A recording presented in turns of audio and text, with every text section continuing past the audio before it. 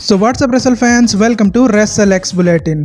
तो guys welcome है आपका रेसलिंग अपडेट्स के एक और नए वीडियो में। और रोज की तरह बिना टाइम वेस्ट किए बढ़ते हैं अपनी पहली अपडेट की तरफ।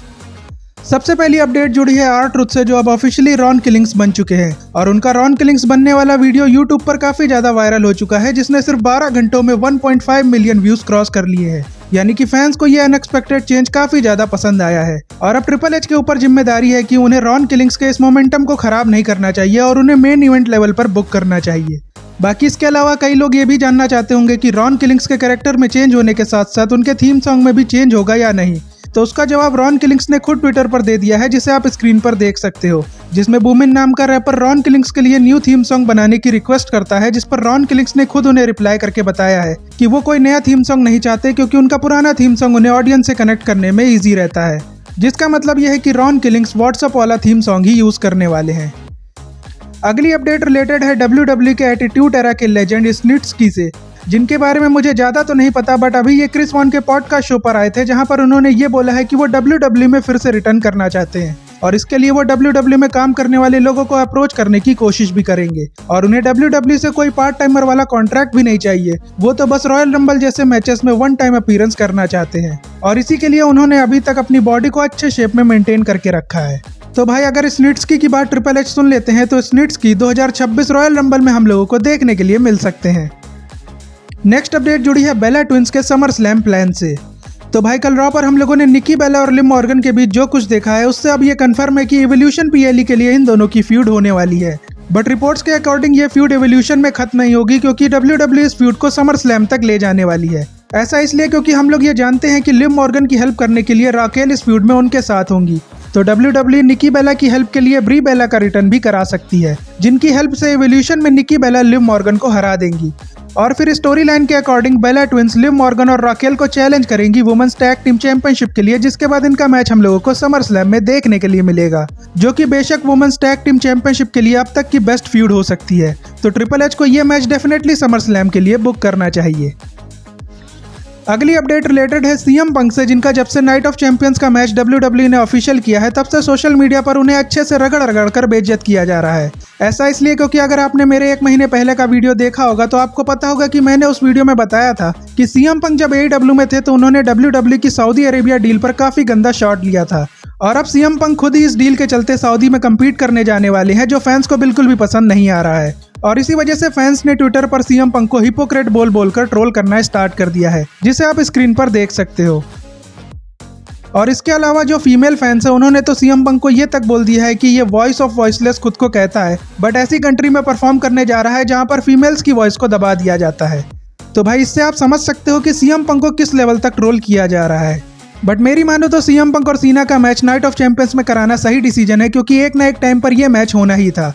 और लोगन पॉल को सीना के साथ मैच करने का मौका नहीं दिया गया, ये बड़ी अच्छी बात है, क्योंकि जो मनी इन द बैंक में हुआ था, उसके बाद ऐसा लगा था कि लोगन पॉल को ट्रिपल एच एक बार फिर मौका देकर फैन से गाली खाने का काम करने वाले हैं। बट होपफुली ट्रिपल एच ने ऐसा नहीं किया।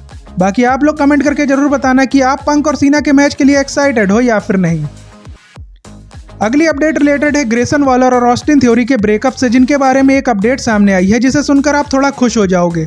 ऐसा इसलिए क्योंकि कल रॉ पर जब बेकी लिंच को बैक स्टेज दिखाया गया था, तो आपने नोटिस किया होगा कि वॉलर और थ्योरी आपस में बहस कर रहे थे, जिसमें कुछ खास बात तो नहीं लगी थी और कई लोगों ने तो इसे इग्नोर भी कर दिया होगा। बट अब ऐसी रिपोर्ट सामने आ रही है कि ट्रिपल एच फाइनली वॉलर और थ्योरी के ब्रेकअप वाली स्टोरी का ट्रिगर दबाने वाले हैं। ऐसा इसलिए क्योंकि कुछ वीक्स पहले रॉ पर रॉक्जेन और फिन बैलर को भी ऐसे बैक स्टेज सेगमेंट्स में देखा गया था, जिसके बाद रॉक्जेन को जजमेंट डे की स्टोरी लाइन में ऐड किया गया, जिससे पता लगता है कि ट्रिपल एच ये बैक स्टेज सेगमेंट्स ऐसे ही नहीं बल्कि पूरी प्लानिंग के साथ रखते हैं। और इसी वजह से ऐसा हो सकता है कि समर स्लैम के पहले किसी रॉ के शो पर हम लोगों को फाइनली थ्योरी और वॉलर का ब्रेकअप देखने को मिल जाए, जिसका इंतजार पिछले 1 साल से फैंस कर रहे हैं। अगली अपडेट जुड़ी है OTC रोमन रेंस के रिटर्न से। तो भाई पहले तो मनी इन द बैंक और फिर रॉ, दोनों ही जगहों पर रोमन रेंस का हम फैंस को बेसब्री से इंतजार था, बट रोमन रेंस कहीं भी हम लोगों को देखने के लिए नहीं मिले, जिसकी वजह से उनके कॉन्ट्रैक्ट नेगोशिएशन वाले जो रूमर सोशल मीडिया पर चल रहे हैं, वो मुझे अब सच लगने लगे हैं। क्योंकि ऐसा हो सकता है कि इस नेगोशिएशन की वजह से रोमन रेंस का रिटर्न डिले होता जा रहा है, क्योंकि अब तो नाइट ऑफ चैंपियंस PLE भी आ गया, जो कि सऊदी अरेबिया में है, और सऊदी अरेबिया वाला शो रोमन रेंस कभी भी मिस नहीं करते हैं। बट अब की बार ऐसा लग रहा है कि Roman Reigns night of champions PLE में भी नहीं आने वाले हैं। ऐसा इसलिए क्योंकि सेथ रॉलिंस की नज़र तो अब जॉन सीना की चैंपियनशिप पर है, जिसकी वजह से उन्होंने गुंथर और जे उसो के मैच में कैश इन ट्राई ही नहीं किया। और अब अगर रोमन रेंस का रिटर्न होना ही है तो मेरे हिसाब से वो सीधा नाइट ऑफ चैंपियंस के मेन इवेंट में होगा, और वो भी तब जब सेथ रॉलिंस सीना और पंक के मैच में कैश इन करने वाले होंगे। बट अगर ट्रिपल एच ने वहां पर भी कैश इन नहीं कराया तो फिर इस बार सऊदी अरेबिया के शो में भी रोमन रेंस की अपीयरेंस हम लोगों को देखने के लिए नहीं मिलेगी। अब बढ़ते हैं अपनी फाइनल अपडेट की तरफ, जो जुड़ी है सैमी ज़ेन से। तो गैस कल रॉ पर हम लोगों ने देखा था कि Sami Zayn king of the ring tournament में आगे बढ़ चुके हैं और वो मुस्लिम है और उनका सऊदी अरेबिया से रिलेशन भी है।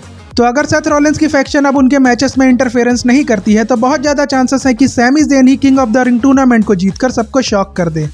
और हम लोग ये तो जानते ही हैं कि जो ये टूर्नामेंट जीतेगा उसे समर स्लैम में वर्ल्ड हेवीवेट चैंपियनशिप के लिए मैच मिलेगा, और अब गुंथर वर्ल्ड हेवीवेट चैंपियन भी बन चुके हैं। तो अगर आपको याद हो कि रेसलमेनिया के बाद से जब से सैमी ज़ेन ने रिटर्न किया है तब से गुंथर, कैरियन क्रॉस और सेथ रॉलिंस ने जब जब उनके साथ प्रोमो कट किया है तो उसमें सैमी ज़ेन के वर्ल्ड चैंपियन बनने वाली बात को बार बार छेड़ा गया है। और इन सब बातों को अगर लिंक करके देखा जाए तो कहीं ना कहीं ये सब सैमी ज़ेन और गुंथर के समर स्लैम मैच की ओर लीड करती हैं, जहां पर सैमी ज़ेन ये मैच जीतकर पहली बार वर्ल्ड चैंपियन बनने का अपना ड्रीम पूरा कर सकते हैं।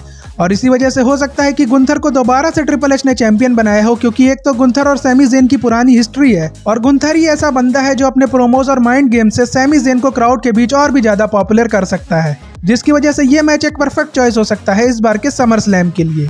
तो देखते हैं कि ट्रिपल एच इसी मैच के साथ जाते हैं या फिर समर स्लैम के लिए उन्होंने गुंथर के लिए कोई और सरप्राइज प्लान कर रखा है। बाकी इसी के साथ आज की रेसलिंग अपडेट्स यहीं पर एंड होती है, बट जाने से पहले आप चैनल को जरूर सब्सक्राइब कर लेना और वीडियो को लाइक शेयर करना मत भूलना। बाकी आपसे मिलते हैं नेक्स्ट वीडियो में, तब तक के लिए good bye and see you soon.